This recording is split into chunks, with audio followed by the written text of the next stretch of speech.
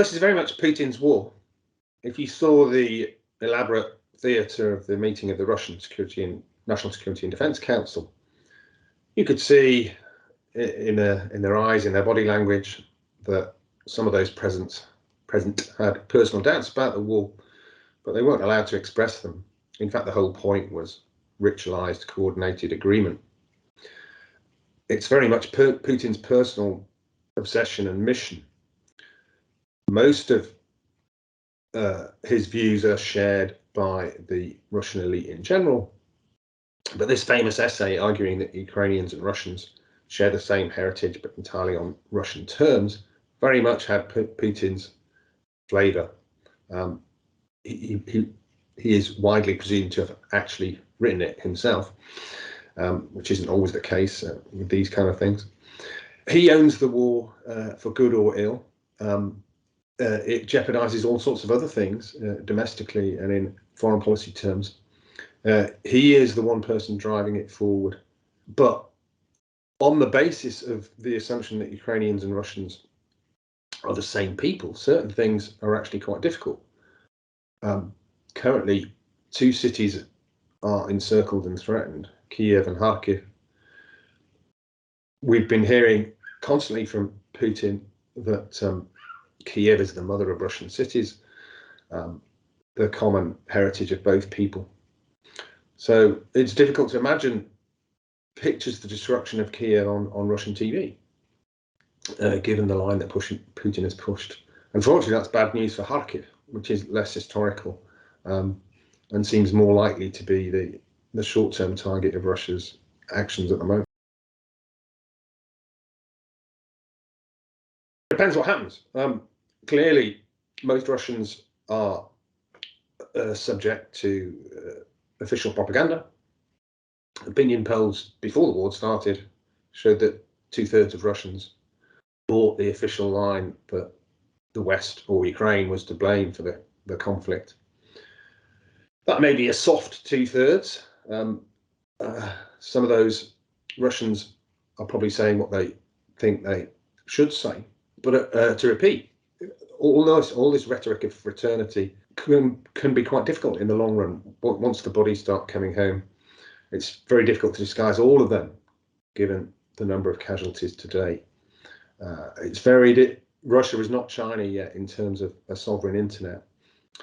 It's made some progress, patchy progress, towards censoring what Russians hear, but they can still access global platforms. Information is reaching Russians, and this is very different to the bombing of Grozny, even though Grozny is part of Russia proper.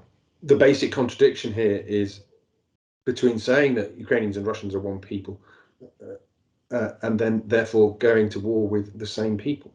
I think that's very, very difficult for Russians who get honest and fair reporting to accommodate. I think despite those opinion polls, Russia is probably split in thirds. There are maybe 1/3 of the population backing Putin, 1/3 consistent opponents, but a lot of people are seriously disoriented by what's happening.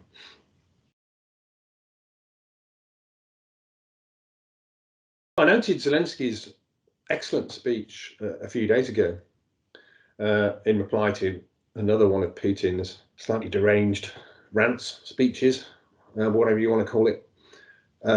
His was in Russian, an address to the Russian people, and struck exactly the right note. We're still friends. This is Putin's war. It's not the Russian people versus the Ukrainian people. The common history, the common bonds that we do have, right, albeit exaggerated by Putin, will still exist.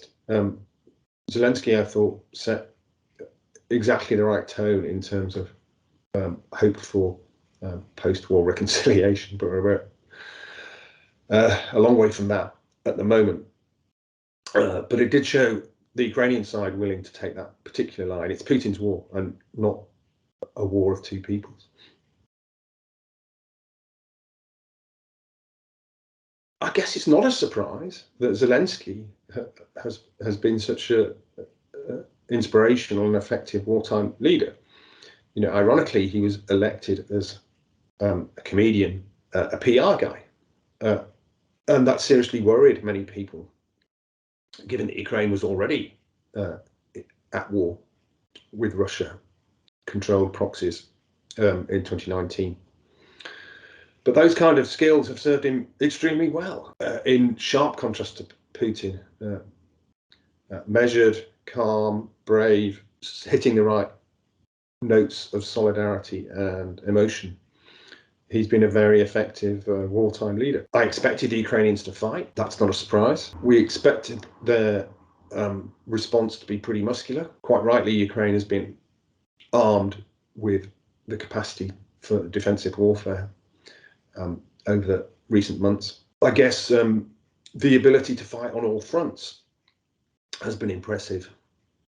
Russia has made big territorial gains in the south, but despite Russia advancing towards Kiev, towards Kharkiv, and in the Donbass, when I guess most people were only expecting a Russia-backed or Russia-led offensive on the existing line of contact in the Donbass. Russia has attacked Ukraine on multiple fronts, and on the whole, Ukraine has coped pretty well with that challenge to pretty stretched forces.